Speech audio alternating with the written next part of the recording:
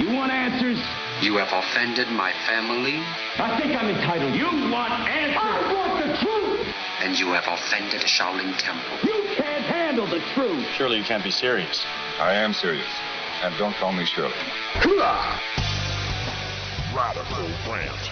Ah, yes, folks, it only takes one idiot or how to derail the efforts of dozens by the actions of a few. It's one of the most frustrating parts of my job here as normal outreach coordinator is trying to recruit people to the cause of marijuana law reform. Not that it's difficult to find people that want marijuana to be legal or passionately believe in medical cannabis or truly believe sincerely in the spirituality of ganja. No, that's the easy part. The hard part is finding those who, shall we say, aren't so far overboard with that. Those who can maintain a civil tone, those who can form a cogent argument and understand the realities of politics and the world and the economy that we live in, that we aren't suddenly going to have magical happy ganja land in the span of one legislative session, that these are efforts that take serious coalition building by serious people, that take into account all of the stakeholders involved, that understand that those who oppose us aren't necessarily evil, they just have a different agenda and a different point of view.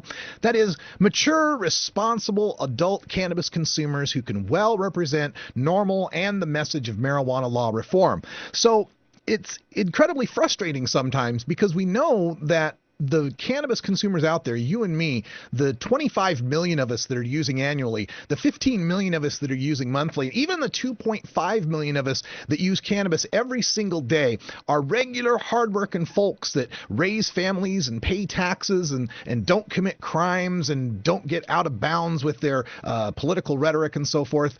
It gets very frustrating when you're trying to represent all those people who can't, for whatever reason, speak out at the State House. They might lose their job. They might lose their child custody, their licenses, whatever it may be, whatever reason they need to stay in the closet. It gets very frustrating when you're trying to represent those people. And there's dozens and scores of us that are doing so in normal chapters and other affiliated groups, things like SSDP and ASA and MPP, lots of groups out there that are doing hard work, LEAP, SAFER, and so on, that are representing well, that wear the uniform of politics to speak to mature, responsible adults. It's frustrating when our efforts are dashed by the actions, the unthinking actions of some people in the movement. And we've told this story time and time again. We've told it state after state. Recently, we've told the story of Jason Christ, the activist in Montana with the Montana Caregivers Network, who's traveling medical marijuana caravans and internet video Skype medical exams, and his antisocial behavior has the Big Sky State on the verge of the first repeal of positive statewide marijuana reform in the 40 years of the drug war, literally, of the 12 states that decriminalized through their legislatures, the 15 states that have legalized medical marijuana, none have gone back on that. Montana may be just a governor's veto away from keeping its medical marijuana program, and Jason Christ has a lot of the responsibility for making people look bad in Montana. A couple of years ago, we told you the story of Dominic Vita in Connecticut, one of my personal embarrassments, who was a vice president of Normal, Connecticut, who sent a threatening email threatening to go postal on a lawmaker in Connecticut the day before a decriminalization bill was going to be voted on. That bill didn't make it. And to add insult to injury, Mr. Vito, when he was photographed for his mugshot, was wearing a brown t-shirt that said "well hung" across it. Made us look really, really good. So adding to this list of people who are on my list of the idiots who are derailing the efforts of those of us who are trying to be responsible about this, I'm going to add Miguel Lopez from Colorado to this list. Now, what we've got for you is some videotape. It's rare that we actually get this stuff on videotape, but we've got a Colorado representative named Jerry Sonnenberg. He's a Republican who is offering an amendment. He was sponsoring an amendment to this bill going through the legislature there in Colorado. It's HB 1043. Now, regardless what you might think about 1043 out there, whether good or bad, he was trying to do something good to it. He was trying to take out a provision in the bill that would require the videotaping of all medical marijuana patients as they purchase their cannabis at a dispensary.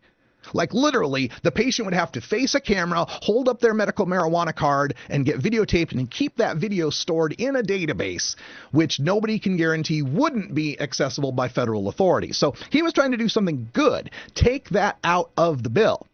And Miguel Lopez and some other activists confronted him while he was having a conversation with some other people involved, some other stakeholders involved in this bill. He's trying to have a conversation in the open in the rotunda there when he is asked to stop videotaping what is going on. So the video shows Sonnenberg on the night of the committee hearing bringing the bill Increased Regulations, asking a man who calls himself Captain Cannabis.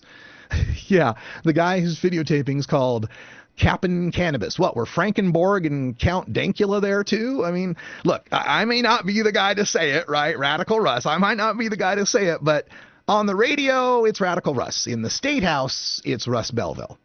But on the other hand, let's continue. This man's Captain Cannabis. They asked him to stop videotaping a discussion between Sonnenberg and a number of regulatory and law enforcement employees about his amendment. After the man refuses to stop videotaping, Sonnenberg moves to go away to his office. Later, reacting to Sonnenberg's desire to hold the meeting away from the camera, brought Sonnenberg back into the public space. Reactions to Sonnenberg's move to go into a closed-door meeting included statements made by Miguel Lopez, who shouted, quote, "Secret police! Secret police! No transparency in government here!" And I'm going to show you the video because this video has now been released that actually shows the incident in question. You can be the judge for yourself. We'll cue this ahead because it takes a little bit in here. It's about the one. Oh, great. An error occurred. Lovely. Just when I'm going to videotape, they probably removed the video or something here just as I was going to it. Okay, not going to load. Well, we'll just continue talking about this because we got the write-up from the Colorado Independent. So, yeah, Lopez screams out, "Secret police, secret police."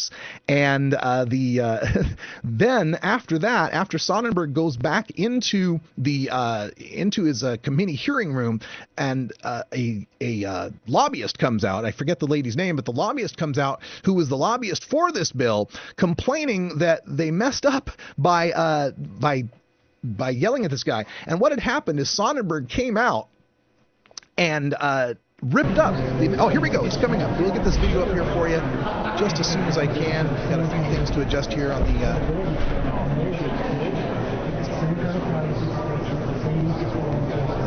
There we go. Small video. Sorry for the on-the-fly adjustments, folks. We'll get this set up for you. He was having some technical difficulties in the playback.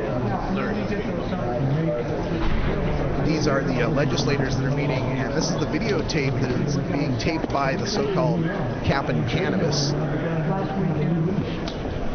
There's Representative Sonnenberg. You see him in the white shirt and the tie. For a leash. Let's see if I can fast forward to here to where the incident starts. Would you do me a favor? Oh, sure. Would you please not record me while I try and negotiate? I'm sorry, I don't even know who you are. Who are you? Jerry Sonnenberg and I sit on that committee up there, and I'm trying to find some solutions. You're in the middle of the Capitol building. You can't ask me to not film you. I won't ask you for public information. Exactly. I was just kindly asking you. Let's go to my private office. Who are you negotiating with? Secret police.